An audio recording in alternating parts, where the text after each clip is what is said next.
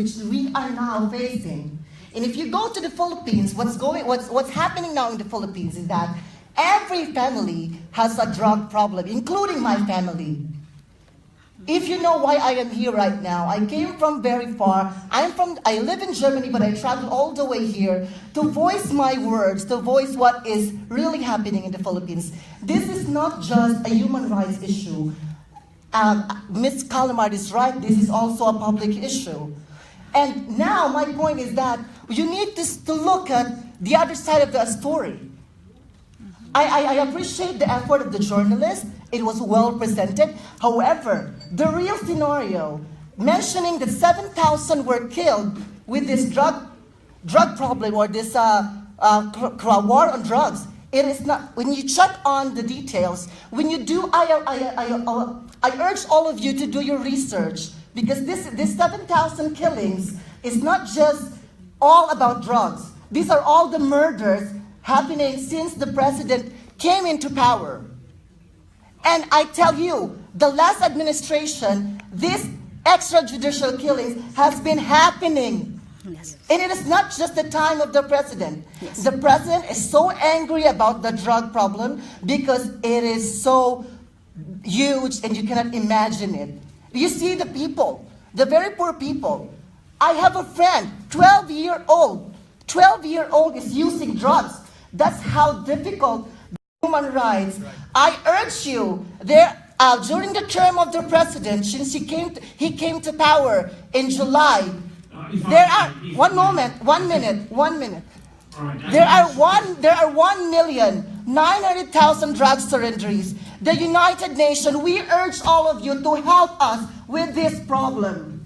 You come to us, help us with this health problem. Build rehabilitation centers for these people. You see all those accused of drugs in the prison. It is catastrophic. If you're concerned about people, you go to the Philippines and help us build rehabilitation centers and stop meddling with the political affairs of the Philippines. Because the case is in court and you need to respect the law of the Philippines. Thank you. Thank you. Thank you, Madam. I just want to say one thing, because if it does not being clear, then it's my mistake. There's a completely different issue. Talking about drug policies and prevention of drug policies is a completely different issue from dealing with extrajudicial killing and execution. That is the issue that is debated here. That is the issue that is debated in the UN. We have great empathy for the drug problems in the Philippines, but this, and again, I don't know who wants to answer you, but the debate is about, and the discussion is about, not about drug policy and the fact there is a drug problems. Even the senator herself said the failed drug policies of the previous administration. So anyway, Philippe, you want to answer, or Rose, who wants to answer? Well, the senator is not debating that there really is a drug problem, even a serious drug problem in the country. But you're correct. It's a totally different issue as regards EJK. The problem is that there's perception that the drug war is being conducted with legal shortcuts, with highly questionable procedure that disregards due process and disregards basic criminal procedure. That's really the bottom line issue here. That's what the senator is totally against. Could you agree with this? Microphone. Hello? I don't have the microphone. Madam, do you agree with the position of the Senator's Chief of Staff? Yeah, I understand that they're concerned of how they deal with these people being killed. So, my point is that this is a growing problem in the Philippines. And what we want you to do is to take action, not condemn what we are doing. Outside You can the law? take action. Do you want to take action outside of the law? No, it's within the rule of law, of course. Is it? Within the rule of law, of course. The president, you are quoting the president, I am willing to kill them. But The real statement is that if you are destroying my country, if you do drugs, then I am willing to kill. That's the criminals when they fight. That's the well. It's not right to I understand what's the concern, that it's not right to kill or to advise people to do the killing, but that's quite the strategy of how they deal with the problem. Thank you very much for your statement. Can I just say something? I'm very grateful you're raising this point, because since September, I and another special rapporteur have tried to have a dialogue with your government about the fact that yes, we understand that there is a problem in the Philippines, and two, we want to see how we can assist the Philippines in addressing the problem within the rule of law. There are people around the world, including within the United Nations, that are willing to come to the Philippines. I'm not talking about myself necessarily, others that are willing to come and present to the government the strategies that have been used around the world to tackle drug trafficking and drug addiction, and to present to the President and others what has worked best under certain environments. And so far, the government has not agreed to that proposal. So I hear you, but I think it's up to you to convince your government that there are people who wants to help, who wants to propose, who wants to offer the strategies that will not involve killing 8,000 individuals. There are alternatives. Please convince your government to listen to us, invite us. We will present those alternatives, including to the public, and then you can decide whether there are better ways. And I can assure you, there are more effective ways to tackle drug trafficking and drug addictions, which do not involve this bloodthirsty epidemic, which is really poisoning the society.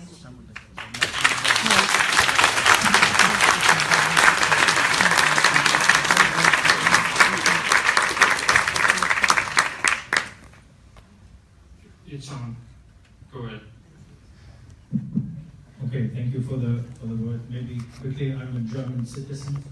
I'm frequently in the Philippines. I have a lot of friends there. I'm supporting a little farm there, and I believe I know a little bit how it looks on the ground. What the lady just said, I can all support this. I think we Europeans and you people out there, you do not really understand what the situation is. I'm not defending extrajudicial killings. This is clear. But you must understand that people, they are fed up. Every family has somebody. And 20, 30, maybe 40% of the people in the Philippines, they have no human rights. Where was the UN before for fighting these people? Yes, bravo. Yes. We went all to the Aquino Club. Let me please finish.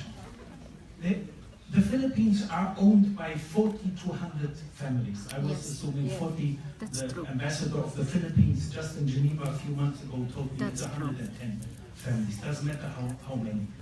There is a much bigger picture behind this. What you are presenting is not about human rights. Yes, it's that's about true. getting rid of Duterte. Yes. And if we're getting rid of Duterte, this country will never clean up. Yes, you that's will true. never have the chance to have a country where you find law and order. Yes. Thank you. Bravo. Thank you. It just do your research, people. You could not go on the invitation. It just shows that everything is fitting in the background. If you really want to help, then you should have not making announcements months and months before Duterte you are a murderer based on data which I'm questioning. If you look to this, sorry, sir, Senator De Lima, you're talking without knowing. I have never, ever called President Duterte using those words. No, not you, but the UN did. Well, then don't accuse me. I am an independent human rights expert. I am not representing the United Nations. That's the first thing. The second thing, You cannot say that the UN did not care about the Philippines before the President Duterte was elected. This is not true at all. I'm looking at my work as a special rapporteur on extrajudicial executions. This special mandate has gone to the Philippines on a number of occasions to report on the extrajudicial executions. There has been multiple reports from the UN far before Duterte was elected about the regime of impunity. There has been multiple reports about the impunity related to the killings of journalists. And what happened? And what happened? What was done? What happened? Nothing. That's But a you- huge Yes. crime. Yes. You are saying the UN didn't say anything. Of course the UN has said something, and they continue to say it, and they will continue to say it, whether or not it's President Duterte or somebody else. I want to insist that as far as I am concerned, it doesn't matter who is in power in the Philippines. It's not driving my agenda at all.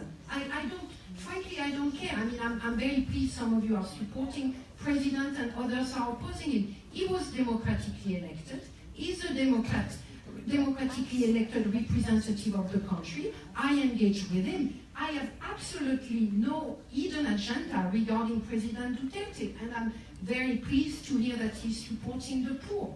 You know, it's certainly a human rights agenda for me. My point is, support the poor, support women's reproductive rights, and do not kill the drug addicts or alleged drug addicts.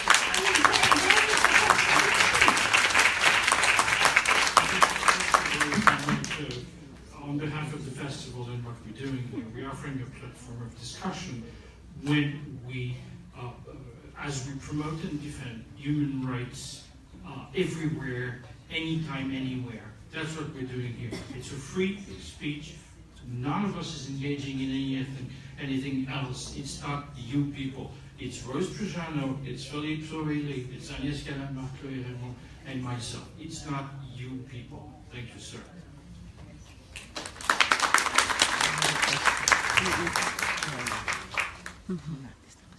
Please. Can I take the floor? Okay. I'm a Filipino. I live in Switzerland for more than 30 years. I often travel to my home country, and 3 times sometimes in a year. I would like to thank first and foremost for those who are the panelists, and for the organizer and those who are here, for your concern and for taking time. I would like to highlight 3 things here, and more focus on the solution. We could say anything, there will always be people say that's wrong or right. I come from a family where I have 4 family members victims of drugs. I lost them. One of my youngest brother is still in prison. He was a pain in the family, many years. At the age of 7, he got already the first taste of drugs. In school. My sister-in-laws could not even go to work, have to put their profession aside because they're scared that their kids would get something. Drugs flooding the country for so many years. I've lost mine. And if you people tell that what's going on in the country, it's terrible. Yes, it's terrible. And this is now a new norm, potentially, for some people. For you, probably scary. But let me tell you, there is a new beginning in this country. Yes. As mentioned by Mr. Sawale, people are awakened. Yes. Rose, thank you for informing the public what's going on, why people choose this guy. There was a big country for many years. The Filipinos have been subdued. The Filipinos were just forced to say yes. Yes. We have been under the Spanish for 400 years. Yes. Then came the Americans, came the Japanese. If I may, Mom. I don't want to No, Sir, let us stop. This is a debate. Let her. Okay, what I'm trying to come here is please understand, know the country, and then you can help. You can help, and we need help. Let me encourage you to consider the language issue here. those that confuse the society, our people, because we have so many cultures, we have so many islands, we talk almost 80 languages, we get also confused. We also have our own debates. Now this goes out of the world, and it's a bigger problem in communication. Ms. Calamard, I would like to encourage you